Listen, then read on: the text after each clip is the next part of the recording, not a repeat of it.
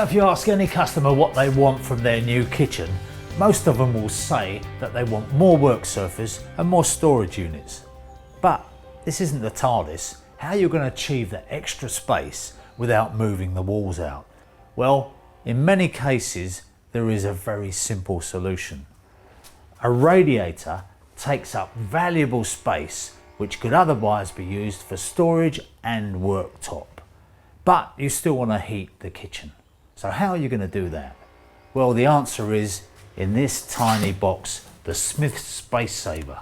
So what we have is a fan convector heater. Now, if that rings alarm bells and you're thinking they're expensive to run, well, they are when they're run by electricity, but this actually uses the water from your boiler and blows that warm air out into the room. So it's not actually using electricity to heat the elements. It's exactly the same technology as you use in a car. When you switch that heater on in the morning, it's blowing warm air into the car. It's coming from the engine. In this case, it's coming from the boiler. The really clever bit about this is that it's got a sensor, so it won't blast out cold air. It actually waits until the water that's coming through the heater is warm enough, and then it automatically switches on. So you can just leave this thing on standby all the time. Whenever the heating system comes on, this will kick into action. And of course, if you're doing a lot of cooking and things like that, you want it off, it's a simple flick of a switch.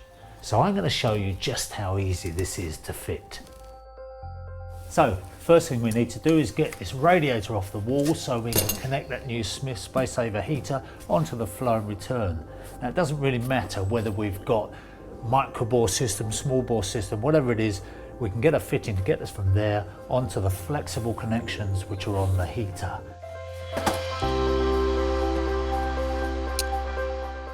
Remove the water from the system and undo the radiator. Obviously there'll be a little bit of water in the radiator which you'll have to catch, and then we can get onto that pipe work. Undo those valves. Obviously there's going to be a small dribble of water.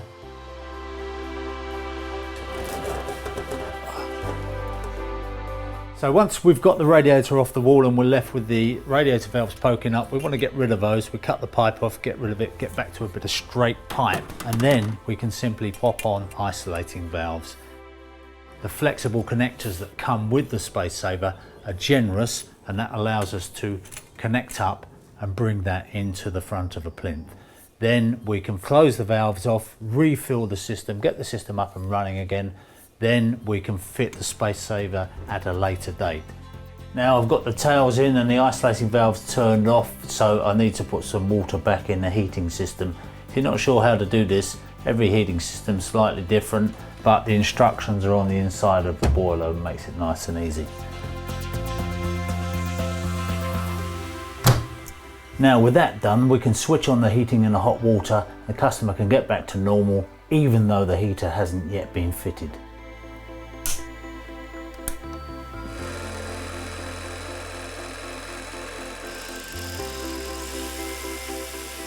So I worked out where it's going to go. It's got to miss the legs of the unit, that's one thing. So I'm going to centre it on these two doors here.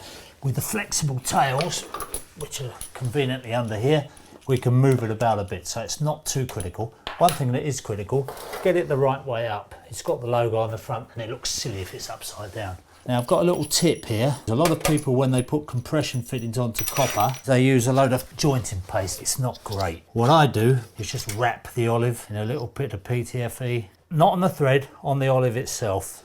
Now the great thing here, it doesn't matter which one's the flow and return. So if you've forgotten to label that up, or you're not sure, you've drained the system down, you haven't got a clue which one is which, it won't actually make any practical difference to this heater. Now, apart from that, turning on the isolating valves, that's the plumbing finish. So we can test the unit up, we can check that it's all watertight very quickly, and then all we've got is a simple bit of electrical work to do. They give you a nice long lead here, so I'm going to tuck that up behind the units in a minute, bring that up to a fuse spur. You can put a thermostat on the unit, but most people just prefer to have it on a fuse spur. You just leave it on.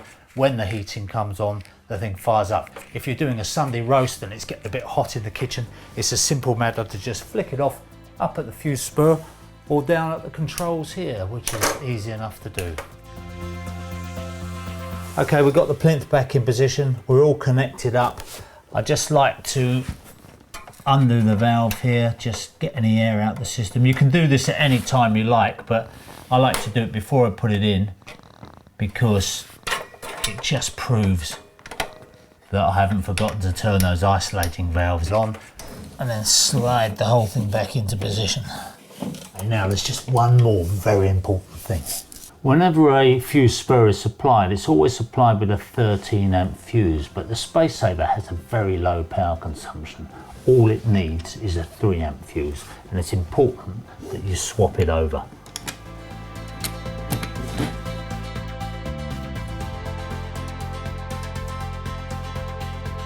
And we're ready to go. Just 2 screws on the front, job's done. So what have we achieved with that very simple installation? Well, certainly a lot more worktop and also a lot more storage space. Just what the customer ordered.